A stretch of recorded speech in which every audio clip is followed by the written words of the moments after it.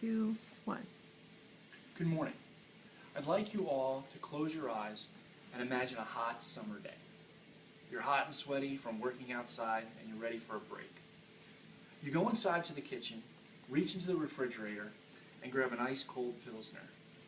Pop the top, take a sip, and the crisp, cool, carbonated beverage coats your throat, while your mouth delights in a delicate balance of sweet malt and bitter hops.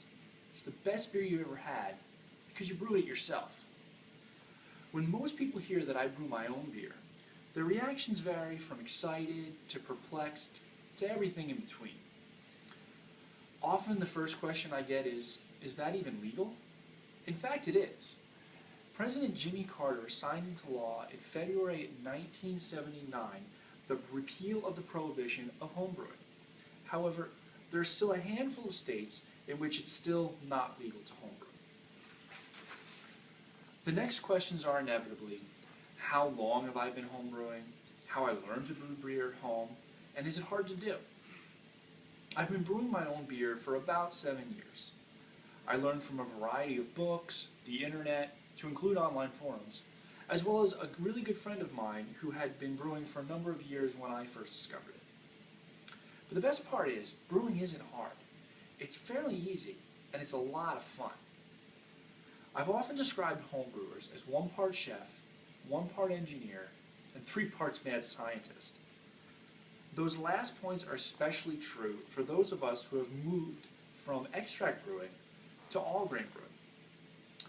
Making the transition from extract brewing to all grain brewing can seem like a daunting task, but the process is actually very simple and approachable as long as you understand some of the basic brewing concepts. Today, I'll discuss the process of brewing, the special equipment you'll need to start all grain brewing, and the difference between batch and fly sparging. Before you can fully understand the all grain brewing process, you must first understand the fundamentals of brewing. Beer is the result of combining malt sugars, hops, and water, known as wort, and fermenting it into an alcoholic beverage with the aid of yeast. For extract brewers, the malt sugars are already extracted from the malted barley and are ready to be mixed into the recipe. All grain brewers start from scratch, converting the starches into malted barley the starches from malted barley into sugars. This is actually the brewing part. The steps in all grain brewing are as follows. Mash. This is where hot water is added to crushed malted barley. The hot water stimulates the enzymes in the malted barley, converting the starches into sugars. The result is a sugary water known as wort, which is then drained into a separate vessel for boiling through a process called lautering. We'll get into that a little later. Next, we'll boil the wort and add our hops. Hops are oily green flowers that provide a bitter taste to help balance the sweetness of the wort. They also serve as a preservative. In fact, if you've ever drank an India Pale Ale, you'll no doubt notice the extreme bitterness of that beer. It was named so because it was heavily hopped in order to preserve it from the long voyage from England to India. Once we're done boiling, we'll cool the wort to room temperature and transfer it to our fermentation vessel. From there, we'll add yeast, which will convert the sugars into alcohol. Now that we understand the basic concepts of brewing, let's take a look at some of the specialized equipment we'll need to start all grain brewing. The main difference between extract and all grain brewing is the mashing process. Most extract brewers already have most of the equipment they're going to need to brew, with the exception of the mash process, to include the boil kettle, the wort chiller, fermentation chamber, be it a bucket or a carboy or some other vessel, and of course a hydrometer or refractometer for measuring sugar and alcohol content.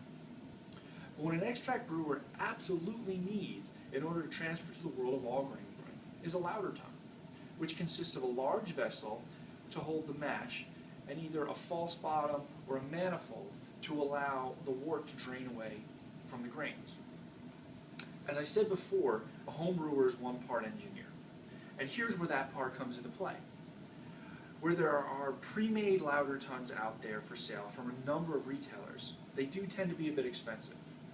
Why pay hundreds of dollars for something that you can build yourself for $50 or less?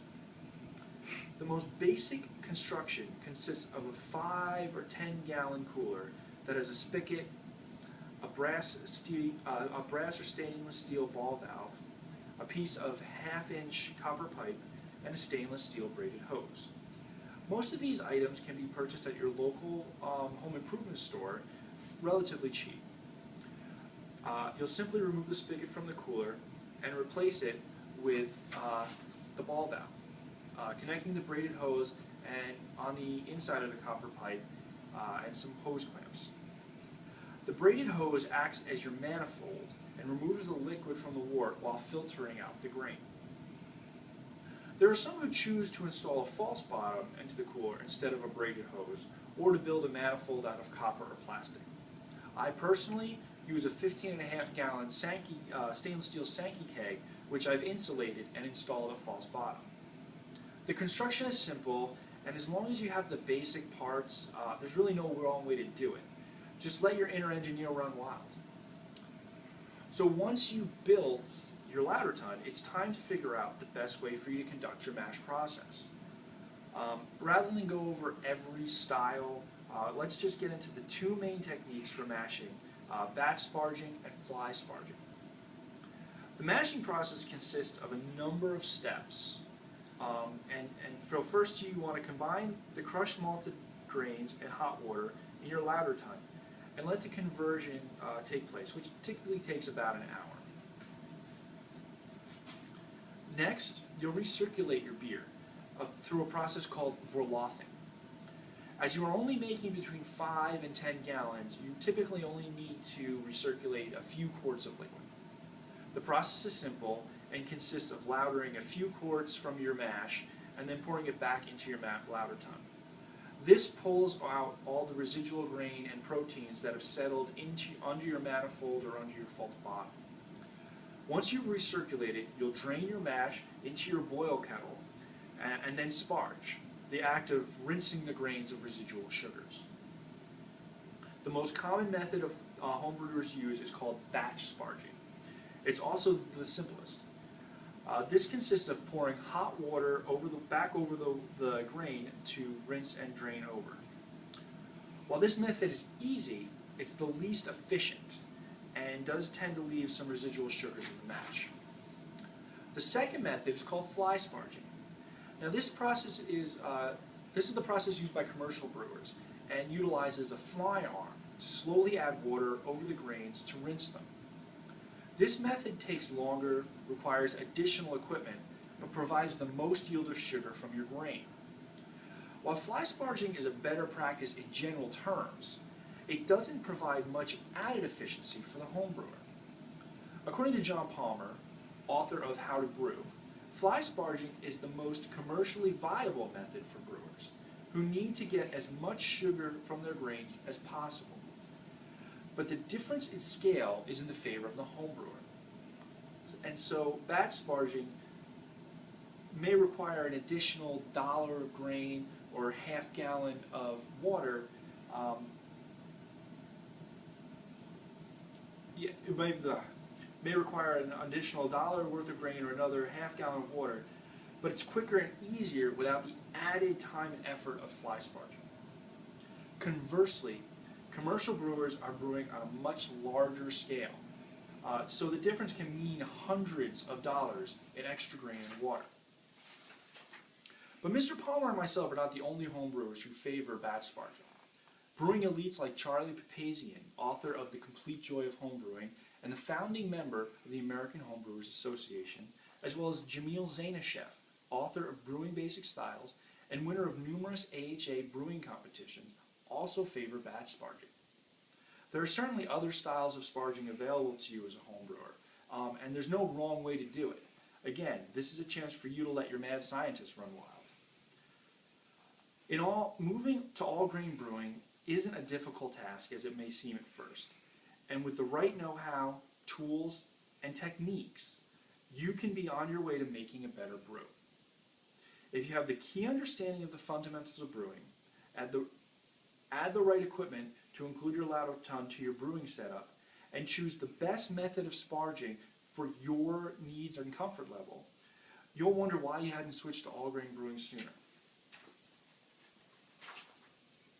I said before that brewing is 1 part chef, 1 part engineer, and 3 parts mad scientist. All 3 of these concepts require a level of creativity and a lust to try new things. All-grain brewing removes the barriers of what you can do with your beer. By starting from scratch, there's no telling what great new beer you can come up with. I hope that through this speech, I've given you the knowledge, tools, and confidence to make the move to all-grain brewing.